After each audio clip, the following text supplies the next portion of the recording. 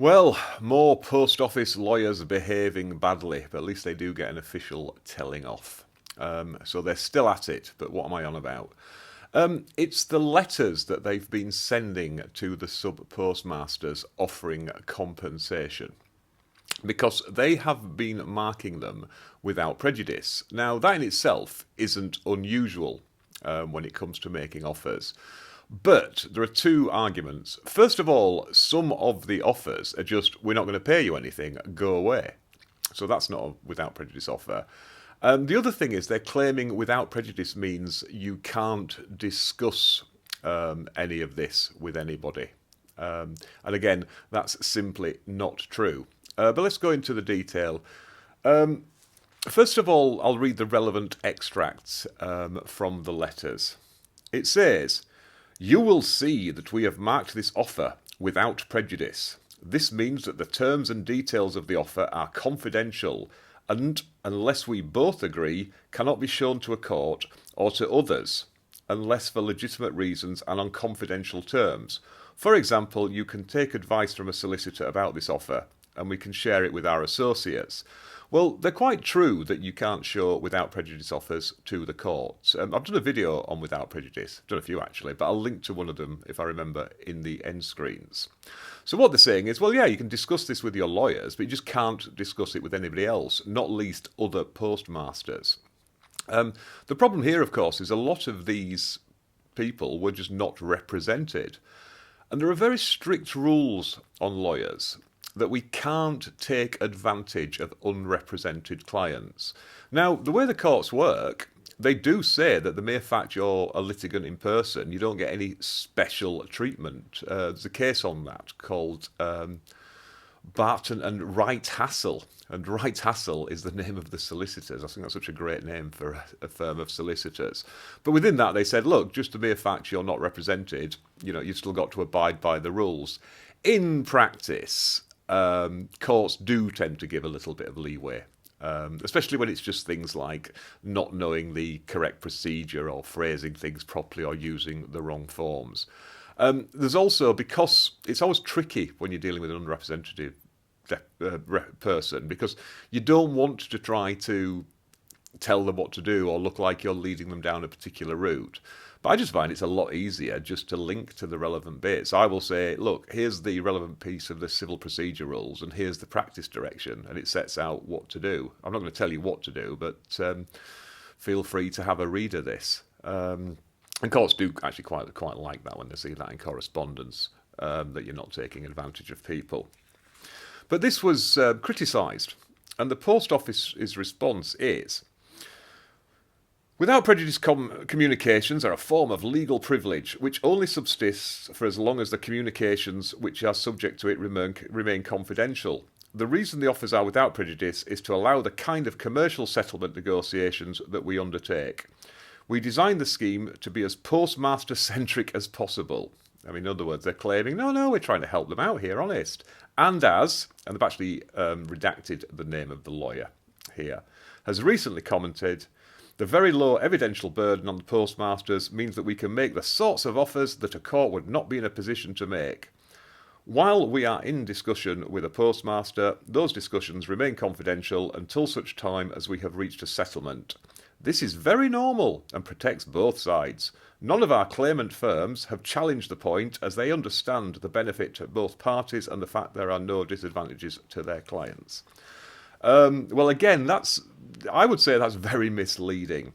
Now, they're saying, well, the people who are represented, nobody's challenged this. Well, that's not true. I mean, the reason this is all coming to light is lots of people have raised this and said, hey, that's completely out of order. You can't do that. But they're trying to say that this is somehow to assist the sub-postmasters. And they're also saying we can make the sorts of offers that a court would not be in a position to make. Well, courts don't make offers. Courts just rule and say you owe this amount of money to somebody. So again, it's highly misleading. One of the issues that came up is, a lot of the time they're just writing saying we're not giving you anything. That's our offer. Go away. But they were still claiming that was without prejudice. Now, just to anticipate, like I say, you can go look at my video if you want. But to keep it simple, a without prejudice offer is one that is a realistic attempt to settle proceedings without litigation. That's the test. It matters not whether something is actually marked without prejudice or not. You can mark something without prejudice and it isn't without prejudice. Similarly, you might not put on there this is without prejudice, but the courts would interpret it as a without prejudice offer because it's, being made to try and settle the matter. But they say about this, in terms of the application of without prejudice on a nil offer, again, until it is agreed, it is still subject to negotiation, and postmasters can seek legal advice, which we pay for, and may produce further evidence or arguments that change the outcome. Therefore, to be consistent, the advice is that it remains appropriate for all offers to be marked without prejudice. They're really sticking to their guns there, even though that's clearly unarguable to anybody who's vaguely aware of how the legal system works. But they justify it like this. We have had feedback from postmasters that they value their privacy in these matters and had concerns about others in the community discovering the level of compensation that they had received. We also had concerns of our own that as cases are decided on their own merits and often include consideration of some very sensitive and private information, allowing postmasters to compare offers could have some unwanted consequences. It generally isn't possible to read across from one case to another, and comparing totals gives no understanding as to how the panel has reached its assessment. Well, there's a couple of points there. First of all, the mere fact that, material isn't confidential doesn't mean that it will be disclosed. It means it's up to the recipient of the letter as to whether they tell anybody. They can keep it to themselves and just keep it private. But also, they might want to just chat either with their friends about this, down the pub, or they might want to speak to other postmasters and say, well, what did you get? This idea of not letting people communicate is because you don't want people going, well, should I accept this offer knowing that somebody else got offered 3 times as much, but in a very similar position? Interestingly, there was a case where somebody applied to the court and said that a particular party shouldn't be represented by a particular firm of solicitors. And they said it was a conflict of interest, not because that firm of solicitors had ever acted for them, but they'd actually acted for somebody else they'd been against, and that had settled. And their argument was, well, they can't instruct lawyers who know what our bottom line is. Because, we might want to play hardball, and if those lawyers come in, they'll say, well, actually, last time we did this, they paid out this amount. The court gave very short shrift on that and said people can have whichever solicitors they want. And the mere fact that they know your bargaining position, well, just tough. But the SRA got involved, the Solicitors Regulation Authority. And they, this is their response when somebody said, what have you told them?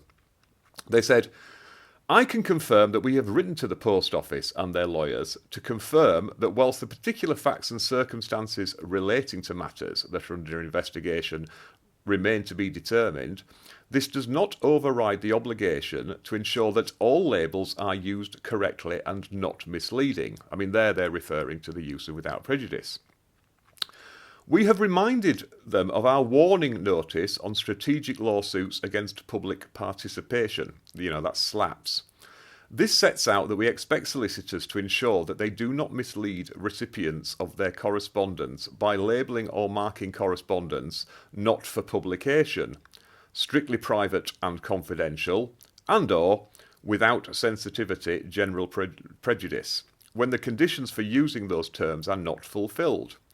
Particular care in this regard may be needed where that recipient may be vulnerable or unrepresented. Such markings cannot unilaterally impose a duty of privacy or confidentiality. You may remember this. There was a particular politician. I'm not anonymising him for defamation reasons. I just can't remember his name. But he had dodgy tax affairs, and everybody was commenting on it. And his lawyers wrote, say, to people with threatening letters, say, cease and desist. But they also said, you can't disclose that we've sent you this letter and this is all confidential and you'll be breaking the law if you talk about this, which is all absolute nonsense. Not only is that not true, solicitors just can't do that. You can't mislead the other side, especially when they're unrepresented, by claiming that legally they're not allowed to do something that they clearly are. The SRA go on. The without prejudice rule governs the admissibility of evidence, and the use of the term should only be attached to an offer to negotiate. And then they quote some relevant case law. As our warning notice goes on to state, quotes, correspondence should not be marked as, quotes, without prejudice, unquotes, a lot of quotes here, if that correspondence does not fulfil the conditions for that label. You should consider whether the communication represents a genuine attempt to compromise an existing dispute. There should ordinarily be no need to apply it to correspondence which does not offer any concessions and only argues your case and seeks concessions from the other side. We have asked the Post Office and their solicitors to confirm as a matter of urgency that they are not and will not, going forward, use labels other than in accordance with the warning notice. In other words, we've read you the Riot Act once.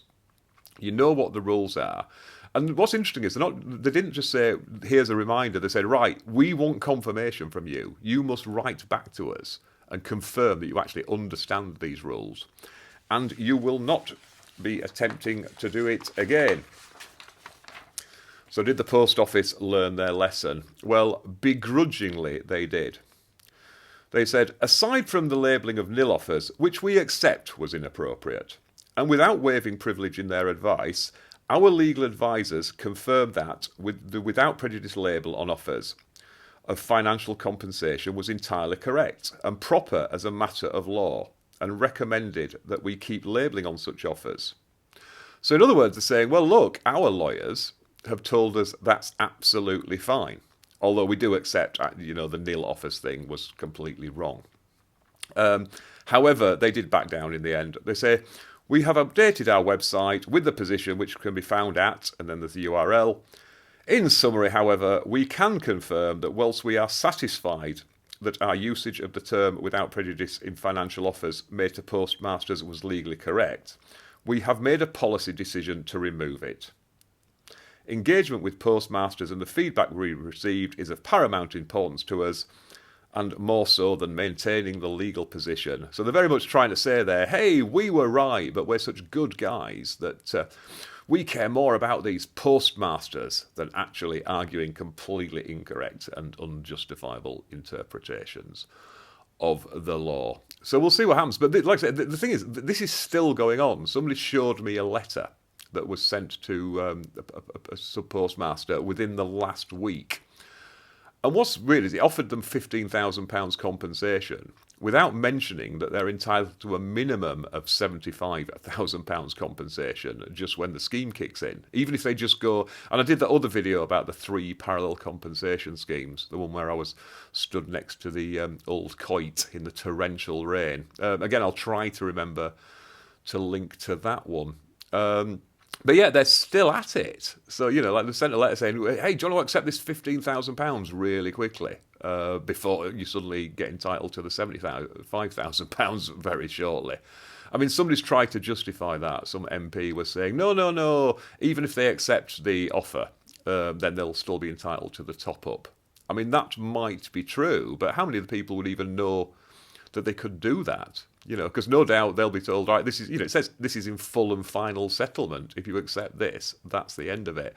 So yeah, again, I'm always hesitant to criticise lawyers, not just because, we stick up for each other, but also a lot of the time, the rules are such that, yeah, we can end up having to do things that seem unethical or shady, but unfortunately, those are the rules. But in this particular case, there's absolutely no justification for this. So it'll be very interesting. I mean, later in the year and next year, the Post Office inquiry will look more into the conduct of lawyers in this case. And I think a lot of people are going to be in a lot of trouble. I mean, not just in terms of regulatory stuff. I think some of the lawyers have crossed a line such that they're arguably committing criminal offences. I'm going to put that as chase level 3. I'm only suggesting that there are grounds for investigating whether they may have. I'm not suggesting. And also there are At least, there are definitely more than 12 lawyers involved in this, so that's too large a group to defame in one go. I'm not picking on any particular person, I'm just criticising over a dozen lawyers generally. So there you go. As always, hope you found that vaguely interesting, vaguely useful, probably a bit infuriating. I mean, they just never seem to learn their lesson, do they? But there you go. If you did find this useful, please consider clicking, liking, sharing, subscribing, and all that sort of thing. Not just for me, but for Lord Loverduck and Cappy Barrister, sat back there. And yeah, I'm indoors today, which will be a relief for some of you who, because the wind noise on that last one was absolutely terrible, despite the very good dead cat. You don't realise how windy it was. To get the framing I wanted, I had to stand right on top of a little mound. And that's why the sun was behind me. Because it's like, no, this looks right. I don't care about the lighting or the sound. I just want it to look pretty. But yeah, hopefully, because it's a bank holiday, so of course it's torrential rain outside. But hopefully I'll be able to get out and about for you soon.